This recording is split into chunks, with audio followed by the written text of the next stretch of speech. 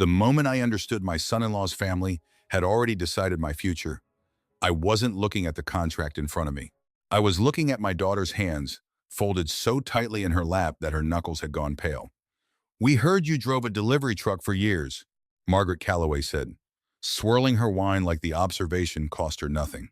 That must have been humbling. The dining room at Belhaven Yacht Club went quiet in that particular way. Rooms go quiet when everyone's pretending not to listen. Even the string quartet in the corner seemed to play half a beat softer. I looked across the table at my daughter Sarah. She'd worn her mother's pearl earrings that night, the ones I'd kept in a drawer for 11 years since the funeral. She glanced at me for exactly 1 second, then looked back down. "Dad's retired now," she said quietly. "It's fine, Mom." I noticed she called Margaret Mom already. The wedding was 4 months out. I didn't answer Margaret directly. Instead, I looked around the room at the chandeliers, at the harbor view through floor-to-ceiling windows, at Bradley Calloway sitting beside my daughter in a blazer that probably cost more than my truck. His father, William, studied me the way a man studies something he's trying to price. Bradley had his arm draped over the back of Sarah's chair. Relaxed, certain, dinner had started pleasantly enough. They'd asked where I lived, whether I still worked, what I did before retiring. When I told them, 31 years driving long-haul freight, then the last 6 running maintenance for the county fairgrounds, Margaret had made that same small sound. "Oh." Just "oh," as if the word contained a complete verdict. William had leaned forward with polite interest. "And now you're retired entirely?" "Mostly," I said. "I still do some part-time work. Volunteer mostly." "How nice," Margaret said, "to have the free time." Sarah had jumped in before I could finish. "Dad's being modest. He does a lot more than that." Margaret's smile hadn't moved. "I'm sure it keeps him busy." Then she delivered her line about the delivery truck, and the table had gone silent, and Sarah had gone silent with it. I want to explain something before I go further, because I know some of you are already forming an opinion of me, and I'd rather you have the truth first. My name is Frank Alderman. I'm 64 years old. I live outside Louisville, Kentucky, in the same house I raised Sarah in after her mother passed when she was 9. I've spent my whole life being underestimated, and for most of it, I let people believe whatever they wanted to believe. It was easier that way. Nobody questions a quiet man in a Carhartt jacket. Nobody asks him follow-up questions. That suited me fine for most of 64 years. It stopped suiting me the night I watched my daughter apologize with her silence for something that wasn't hers to apologize for. I set my fork down. "Sarah tells me you found a wonderful venue for the ceremony," I said, keeping my voice even. "The Ashworth Preserve," William said. "Beautiful old property. Historic landmark, actually. Very exclusive. Not many people even know it can be rented." "I've heard of it," I said. Margaret tilted her head. "Have you? I wouldn't think it's the kind of place that comes up in your circles." "You'd be surprised what comes up in my circles." I didn't say anything else. My briefcase, the same worn leather one I'd carried to county commission meetings for 6 years, sat by my chair. Inside it was a folder I hadn't planned on bringing up that night. I'd brought it out of habit, the way some men never leave the house without their wallet. Inside that folder was the final inspection and licensing packet for the Ashworth Preserve's East Pavilion, the building where Sarah and Bradley intended to hold their reception. One signature remained on that packet, mine, not because I owned the property, because for the past 5 years, I had chaired the County Historic Land Trust, the volunteer board responsible for approving any private event held on trust-protected land, and the Ashworth Preserve had been under trust protection since a flood nearly destroyed it 14 years earlier. Sarah knew I volunteered with the trust. She'd never asked exactly what that meant. I'd never explained, because it never seemed to matter, and because some part of me, the part that had learned humility the hard way after her mother died, liked keeping that part of my life separate from her opinion of me. I didn't want her to respect me because of a title. I wanted her to respect me because I showed up every day of her childhood, made her lunch, sat through every band recital, and never once let her feel like she was raising herself. "I suppose," Margaret continued, touching Sarah's hand lightly, "children of single fathers grow up faster, more self-sufficient. It must have been difficult for you, managing everything alone. What makes you think single parents raise children who need to grow up faster?" I asked. Margaret's smile didn't waver. "I've read quite a bit about it." Bradley chuckled into his wine glass. "Dad always says hardship builds character." William nodded once, like a judge confirming a ruling. "It usually does. Nobody at the table objected. Bradley didn't object. Sarah stared at her plate. I waited, not for Margaret to stop, but for my daughter to say one sentence in my defense. Just one. Instead, she whispered, so quietly I almost missed it, Dad, please don't make this difficult. Not, don't talk to my father that way. Not even, that's unfair. Just please don't make this difficult, as if I were the one causing the discomfort in the room. I looked at her for a long moment. In that instant, I wasn't seeing a 29-year-old woman with a diamond ring on her finger. I was seeing the 8-year-old who used to fall asleep in the passenger seat of my truck on the drive home from her grandmother's, who I'd carry inside so she wouldn't wake up cold. I was seeing the girl who cried at her middle school graduation because I couldn't get the video camera to work and missed the first 2 minutes. And I apologized for a week straight until she made me a card that said, "You didn't miss anything, Dad. You were already there." That girl would never have let a stranger insult me and stayed silent. Somewhere between then and now, she'd learned that silence kept the peace. I felt my knee ache the way it always did before rain, an old injury from a jackknife trailer on I-64 back in '98. I pushed my chair back. "Dad," Sarah said. "Where are you going?" "I think it's time I headed home." Bradley frowned. "We're still finalizing details for the reception." "I know." Margaret tilted her head. "Are you upset?" "I think it's best I go." Sarah stood halfway out of her chair. "Dad, please." I gave her a tired smile. "Enjoy your dinner." Relief passed across her face before she could stop it, and that relief hurt more than anything Margaret had said all evening. William cleared his throat. "I'm sure we can all move past this like reasonable adults." "I hope so." Bradley gestured toward my briefcase. "Is that the venue paperwork in there? Sarah mentioned you handle something with the property board." I met his eyes. "It is." "Then maybe we can wrap all this up Monday." "Maybe." Margaret laughed lightly, the sound of a woman who believed she'd already won. "I knew you'd be reasonable about it." I didn't respond. I walked out past the string quartet, past the harbor view, into the cool April air of the parking lot. None of them knew that the packet in my briefcase carried a signature line with my name already printed on it, waiting. And none of them realized they'd just spent an entire dinner insulting the one man whose approval their entire wedding depended on. I didn't sleep well that night. My house creaked the way old houses do, little settling sounds that used to comfort me, and that night only reminded me how quiet it had become since Sarah moved out. I hung my jacket over the kitchen chair and set my briefcase on the table but didn't open it. Instead, I took my blood pressure medication, stood at the kitchen counter, and looked at the photographs on the wall. Sarah at 6, missing her front teeth. Sarah in her softball uniform, holding a trophy nearly as tall as she was. Sarah at her college graduation, arms around my neck, laughing. There weren't many pictures of me in the collection. The person taking pictures rarely ends up in them. I remembered the year after her mother died, when I didn't know how to braid hair or pack a lunch that wasn't peanut butter and jelly, when I burned dinner more nights than I care to admit, and Sarah ate cereal without complaint because she understood, even at 9, that I was trying. We got better together, the lunches improved, the laundry stopped coming out gray. Small victories nobody applauds, but they matter more than anything that happens in a yacht club dining room. The next morning, my phone rang at 9:40. The screen read, Diane Marsh, Ashworth Preserve. "Morning, Frank. Sorry to call on a Saturday." "Morning, Diane. What's going on?" "We're finalizing next month's board packet, and I wanted to check on the Callaway wedding approval. Everything else is cleared, insurance, fire code, catering compliance. We just need your signature on the final authorization."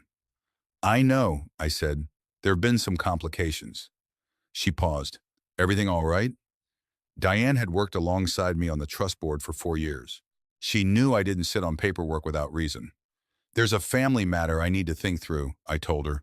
"Take your time," she said. "Nothing's urgent on our end." After we hung up, I opened the briefcase. Inside sat the packet.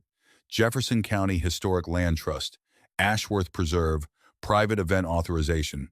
Beneath it, inspection photographs of the East Pavilion, restored stone by stone after the flood of 2012, back when I was still working fairground maintenance, and got pulled onto the Volunteer Restoration Committee because I knew how to read structural drawings from my years hauling construction material. When the restoration finished, the county asked if I joined the trust board. 2 years later, they asked me to chair it not because I had money or standing, but because I'd spent years making sure that property still existed to protect. I'd never told Sarah any of this. When she asked how retirement was treating me, I usually said keeping busy, which was true, just incomplete. Around noon, my phone buzzed. A text from Sarah. Dad, can we talk? I didn't answer right away. A second text arrived. Bradley feels really bad about last night. I read it twice. Bradley hadn't looked particularly uncomfortable while his mother took me apart over appetizers. An hour later, Sarah called and I picked up. Hi, sweetheart. I wish you hadn't left last night. I wish I'd had a reason to stay. She was quiet for a moment. Mom didn't mean, don't explain someone else's words for them, I said gently. I'm just trying to keep everyone together, Dad. I know you are. Can you just sign the venue paperwork, please? There it was. Not are you okay? Not I'm sorry. Just, can you sign? I haven't finished the review, I said.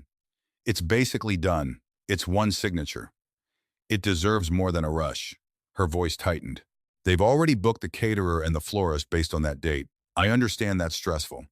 I can't keep telling everyone we're waiting on you. I'm not trying to embarrass anyone, Sarah. I know, she said, and I heard something crack underneath the words. I'll call you later. She hung up first.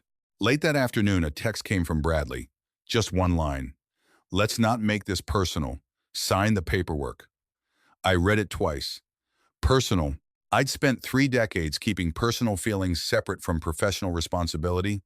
First behind the wheel of an 18-wheeler where one distracted mile could kill someone. Later on a board where one rushed signature could put people's safety and the integrity of a historic property at risk. The Ashworth Preserve wasn't mine.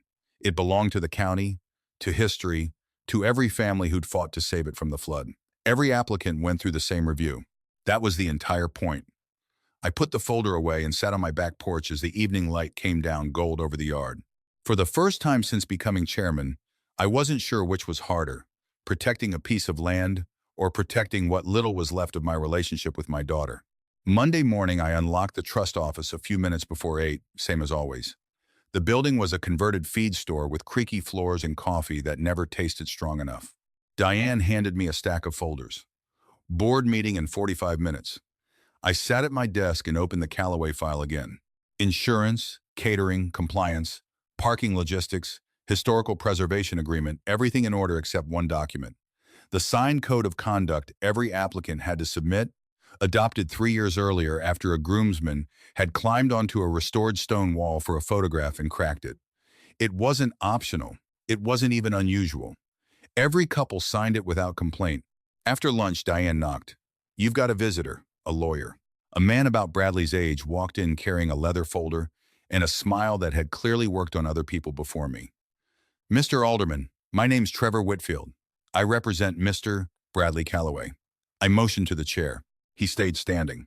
My client is concerned that a personal disagreement may be delaying his wedding approval. The application is under standard review. Our understanding is that all requirements have been met. I slid a single sheet across my desk. The signed conduct agreement is missing. He glanced down. That's a formality. It's mandatory. Surely an exception could be made given the circumstances. There are no exceptions. His expression cooled. Mr. Callaway believes withholding approval over a family matter could expose the trust to liability. I looked at him steadily. Mr. Whitfield, do you know how many weddings I've approved in 5 years as chairman? He hesitated. No, neither do I. I stopped counting. I don't remember most of their last names. I remember whether they respected the process. He gathered the unsigned document without another word and left. The office felt strange afterward, not because I feared legal trouble. The trust's attorneys were more than capable, but because Bradley genuinely believed an old man in a work jacket couldn't possibly be doing an honest job. He assumed there had to be a personal motive, because he couldn't imagine that ordinary people sometimes simply do their duty. That evening, Sarah called again. Bradley said a lawyer visited you. He did. Dad, why would you let it get to that? I didn't invite him. Bradley did. She sighed, exhausted. They think you're punishing us. I'm following the same rules I follow for everyone. You could finish this today. I could. Then why won't you? The question hung there. Because the moment I stop applying the rules evenly, I said, they stop meaning anything. She was quiet for a long time. "I don't know how to fix this," she finally said. "I feel like everyone expects me to pick a side." "You shouldn't have to, but I am." Her voice cracked. "Bradley says if we lose the preserve, his parents will never let this go." I closed my eyes. "And what about me?" Silence, long enough to ache. "I don't know," she whispered. Neither did I. That night I reheated leftover beef stew and sat in the family room. And beneath an old photo album, I found a folded piece of construction paper, gone soft at the creases, a Father's Day card Sarah had made at 7, purple crayon, crooked hearts, the words, "You are my favorite person in the whole world," misspelled the way 7-year-olds misspell things that matter most. I sat with that card for a long time. The stew went cold. I thought about the little girl who used to run to the front window every evening, waiting for my truck's headlights, who never once wondered whether I was important enough, who only cared that I came home. The packet sat on the coffee table. One signature would end all of it, the calls, the lawyer, the tension. My hand actually rested on the pen. Then I looked back at that card. Not because of revenge, not because of Margaret's insult or Bradley's threat. I stopped because I realized I was about to abandon 30 years of principle just to buy myself a little peace. The tears came quietly. I hadn't cried at my wife's funeral in front of anyone. I hadn't cried through bankruptcy scares in the early years or the loneliest holidays. But sitting there with a pen over a document that represented everything I believed in, I finally did, not because strangers had judged me, but because the girl who wrote, "You are my favorite person in the whole world," had grown into a woman who wasn't sure anymore whether that was still true. I capped the pen and put the folder away. It would stay unsigned, at least for now. By Sunday, my kitchen smelled like beef stew and cornbread. Cooking had always helped me think. Ever since Sarah was small, and a pot on the stove made an empty house feel less empty. I heard tires on the gravel. Sarah climbed out of her car before it had fully stopped. Hair pulled back, dark circles under her eyes that told me she hadn't slept much better than I had. I opened the door before she reached it. She wrapped her arms around me, carefully, like she was afraid I'd step back. "I've missed you," she said. "I'm 20 minutes away." "I know." We went inside. Nothing had changed, the same worn recliner, the same clock ticking in the hallway. "You still haven't gotten rid of that chair," she said, almost smiling. "It still works. You always say that." For a second she laughed, and it lasted maybe 2 seconds before reality settled back over her face. "I don't want to fight anymore," she said. "Neither do I." I ladled stew into 2 bowls. She stared at the steam rising off hers. "I haven't had this in years. You always wanted extra cornbread." She looked up, surprised. "You remember that?" "I remember a lot of things." We ate in a silence that wasn't uncomfortable. The kind I remembered from evenings after her softball games when she'd be too tired to talk until halfway through dinner. Finally, she set her spoon down. "Dad, I'm asking one more time. Please sign the approval." I already knew this was coming. "Sarah, the paperwork isn't finished." "I know it isn't. They shouldn't have sent a lawyer. They shouldn't have. But if you sign, all of this goes away." I studied her for a long moment. She wasn't defending Margaret anymore. She wasn't excusing Bradley. She just looked like someone standing in the middle of a tug-of-war, convinced that letting go of either side would break something. "What do you want?" I asked quietly. She blinked. "What? Not Bradley? Not his mother? You.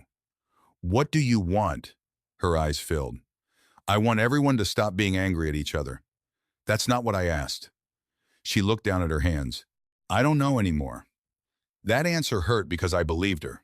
I went and got the briefcase from beside the recliner and set it on the table. Sarah watched without speaking. I opened it, laid out the packet, flipped through the pages: insurance, vendor agreements, preservation requirements, the unsigned conduct form, until I reached the chairman's signature page. I took the pen from my shirt pocket. Sarah exhaled, relieved. "Thank you." I uncapped the pen. My name sat printed beneath the signature line. Frank Alderman, Chairman, Jefferson County Historic Land Trust. The room went still. Then her phone buzzed on the table. She glanced at it. "I should wash up first," she said, standing quickly. "I'll be right back." She carried her bowl to the sink and disappeared down the hallway. Her phone stayed on the table, screen lit. I don't make a habit of reading other people's messages. I wasn't even looking directly at it. But the screen lit up again, bright enough to catch my eye without trying. Margaret, once he signs, we won't have to deal with him after the wedding. My chest went tight. Maybe I'd misread it. A second message appeared before I could process the first. Bradley, just keep him calm until the approval clears. The pen slipped out of my fingers onto the table. Neither message used my name. They didn't need to. I was the only him. A week's worth of small moments suddenly clicked into place. Bradley's insistence that I just sign the lawyer. Margaret's sudden warmth toward reconciliation. None of it had been about making peace. It had been about getting what they needed first and deciding what to do with me afterward. I could hear the bathroom faucet running down the hall. Sarah had no idea I'd seen this, or did she? The thought crossed my mind and I pushed it away almost as fast. If she'd known, she wouldn't have left the phone on the table. At least I hoped she wouldn't have. She came back with a towel in her hands, saw my face, and her smile disappeared instantly. Dad? I turned the phone toward her without a word. The color drained from her face. She didn't touch it at first, just stared. Her voice barely came out. I didn't know she sent that. I believe you, I said. Tears were already forming. I swear, Dad, I know. But Bradley, she grabbed the phone and scrolled upward, faster and faster, her breathing going uneven. Oh my God, she wasn't performing. I knew my daughter too well to mistake it. The further she scrolled, the more her face fell apart. There's more, she whispered. I didn't ask to see them, I said. I didn't need to. She sank into her chair like her legs had given out. They've been talking like this the whole time. I sat back down across from her, the packet still open between us, untouched. I'm so sorry, she said. I know. I didn't know. I know. She put her face in her hands. They kept telling me you were the one being difficult. I waited. They said if I just stayed calm, it would all work out. Tears slid through her fingers. For the first time since that dinner at the yacht club, I wasn't looking at my little girl anymore. I was looking at a grown woman discovering that people she trusted had been quietly deciding her future without ever telling her the truth. After a long while, she looked up. So, her voice trembled. Will you sign now? The question didn't surprise me, but it told me something some part of her still hoped this could all be saved with one signature. I closed the folder gently. I can't sign this today. She stared at me, stunned. Dad, if I sign right now, I said, neither of us will ever know if they're sorry because they mean it or because they need something from me. You think I'm like them? No. Then why are you doing this? I'm trying to protect both of us. She stood so fast her chair scraped the floor. You've already made up your mind. I haven't. You have. She grabbed her purse. I came here because I thought you still believed in me. I do. Then prove it. I am. She looked at me for one long, heartbroken moment, then said the words I knew I'd remember for the rest of my life. Maybe they were right about you. The door shut harder than she meant it to. Her car pulled out of the driveway. I stood alone in the kitchen with 2 bowls of cold stew and an unsigned packet, understanding for the first time that doing the right thing can look exactly like doing the cruelest thing to the person you love most. The week that followed was quiet, not because people stopped talking, but because they stopped talking to me. Sarah didn't call. Bradley didn't text. Even Margaret went silent. I kept busy, a board meeting about repairing a covered bridge outside town, an inspection of storm damage at an old schoolhouse, an afternoon pulling weeds that would grow back within days regardless. Routine has a way of keeping grief at arm's length. Then, that Friday, Diane knocked on my office door. You should see this. She handed me a printed email. Sender, Margaret Calloway. Subject, cancellation confirmation. I frowned. I never approved a cancellation. Neither did we, Diane said. The message explained the Calloway family had moved the wedding to a private estate outside Lexington because, in Margaret's words, the trust has become unnecessarily difficult. I read it twice. They canceled it themselves 3 days ago and never told us. Diane sighed. They've already requested part of the deposit back. They're entitled to whatever the contract allows, I said. Before she left, she handed me another envelope, a formal letter from the Trust Legal Counsel, laying out the full timeline in plain, factual language. Application received, reviews completed, missing conduct agreement, legal threat received, no formal denial ever issued, applicants withdrew voluntarily. Everything documented, everything true. I slipped it into the file, Something told me this story wasn't finished yet. The rehearsal dinner was held the following Saturday at the Lexington estate. I wasn't invited. That didn't surprise me. What did surprise me was the phone call I got that evening. "Mr. Alderman, it's Diane. Sorry to bother you on a Saturday." "What's wrong?" "Sarah came by this afternoon. She asked for the complete file." My chest tightened. "Did you give it to her?" "It's hers as much as it's the trust's. I gave her everything, including the legal timeline." "Thank you," I said quietly. I thought she deserved facts instead of rumors. So did I. Sarah told me later in detail exactly what happened that night. Round tables, candlelight, a string quartet not unlike the one at Belhaven. Margaret greeted guests with practiced warmth. "There's our beautiful bride," she said, and Sarah forced a smile, an envelope resting in her purse she hadn't opened yet. Dinner went on, pleasant and hollow, until Bradley stood to give a toast. "I want to thank everyone who supported us through some unexpected complications this year," he said, smiling towards Sarah. "Families aren't always simple, but eventually you decide whether you're building toward a future." His eyes drifted briefly across the room or staying stuck in the past. Polite applause followed. Sarah reached into her purse and pulled out the envelope. Page 1. The official timeline. Application received, complete, pending final chairman approval, missing required conduct agreement, no denial ever issued. Page 2. Bradley's attorney's letter, threatening legal action over routine paperwork. Page 3. Margaret's cancellation request, time-stamped 2 days before any decision had even been made. Page 4. The chairman's signature page. Blank. Below it, printed clearly, Chairman Frank Alderman. Sarah looked up slowly. Bradley had just sat back down, still smiling. Margaret noticed the paper first. "What are you reading, dear?" Sarah didn't answer. She slid the first page in front of Bradley. He frowned. "What is this?" "The truth," she said. His smile vanished. Margaret leaned in. Bradley flipped faster through the pages, his jaw tightening. "Where did you get these?" "From the trust." William quietly adjusted his glasses. "Bradley?" Bradley looked at his parents. "They're twisting this." "No," Sarah said calmly. She turned another page toward Margaret. "You canceled the preserve." Margaret blinked. "Well, of course we had to." "No. You canceled before Dad had even finished the review." Nearby tables had gone quiet. Bradley lowered his voice. "This isn't the place."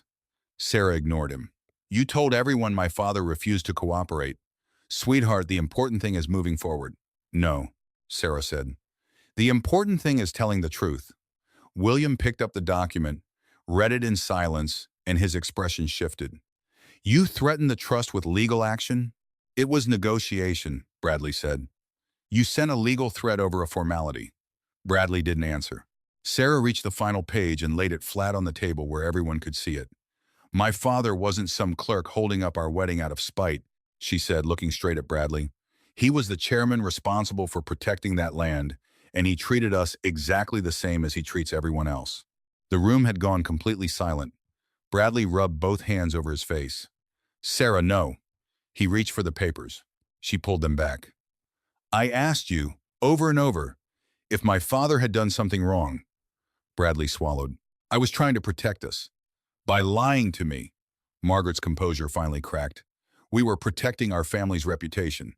"By destroying mine," Sarah said. Nobody answered. Then Bradley said the one thing he should never have said.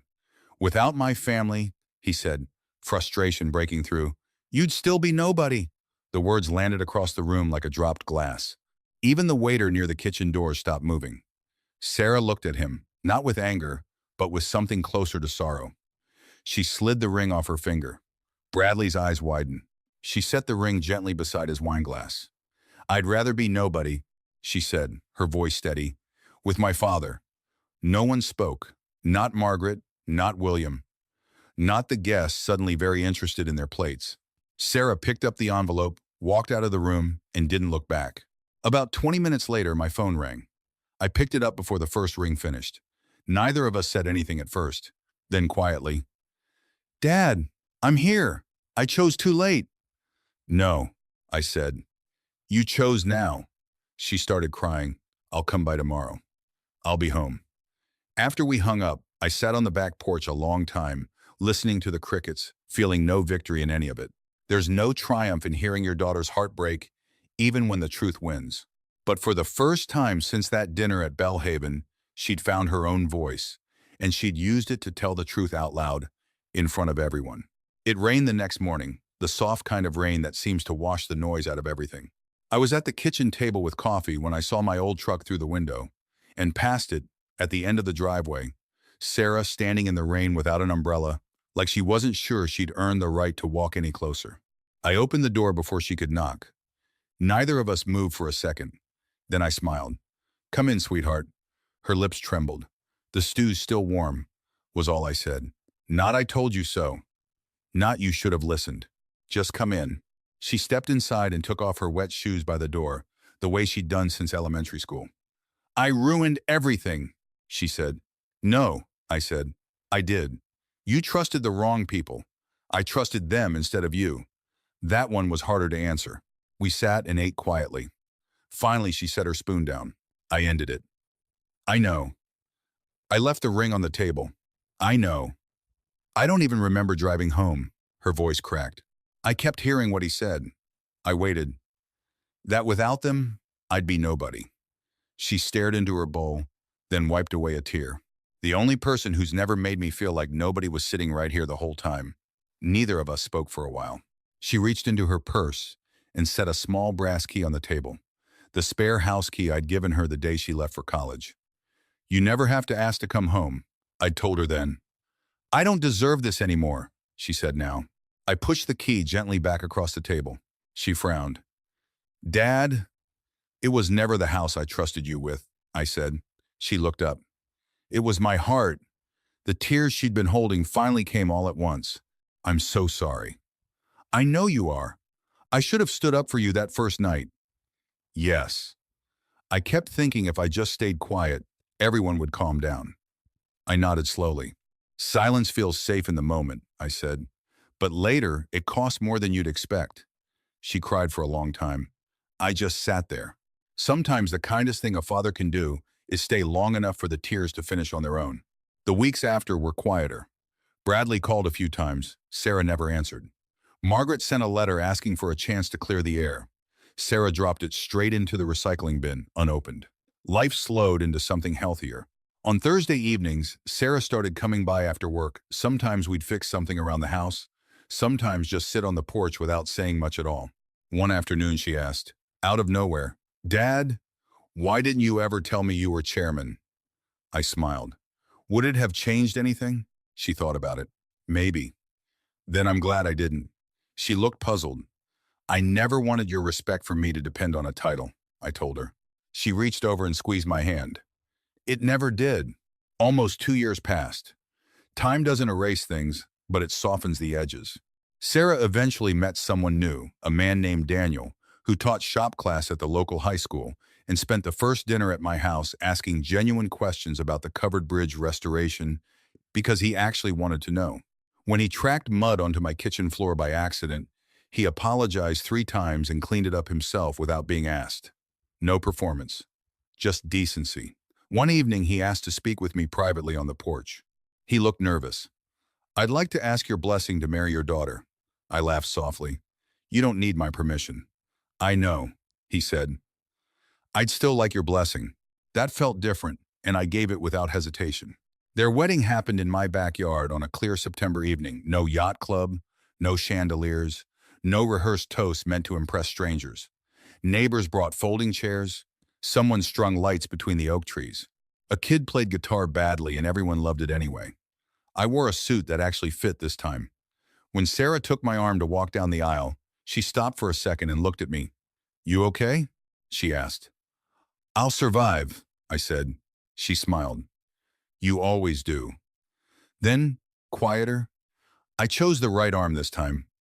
I couldn't answer that one out loud. I just kissed her forehead and placed her hand in Daniel's, and that was enough. People sometimes ask me now whether I regret not signing those papers the day everyone wanted me to. I don't. Not because the wedding fell apart, not because Bradley had to live with the consequences of what he said, but because I finally understood something I'd spent years trying to teach my daughter without ever saying it directly. Respect isn't usually destroyed by one cruel sentence spoken at a dinner table. It's lost, slowly, in the silence that follows it, in all the moments we choose comfort over truth. If you've ever had to choose between keeping the peace and keeping your dignity, I want you to know you're not alone in that, and it gets easier the more you choose the second one. Thank you for spending this time with me and letting an old man tell his story. Take care of the people who never stop choosing you, and never underestimate the quiet strength it takes to simply do what's right.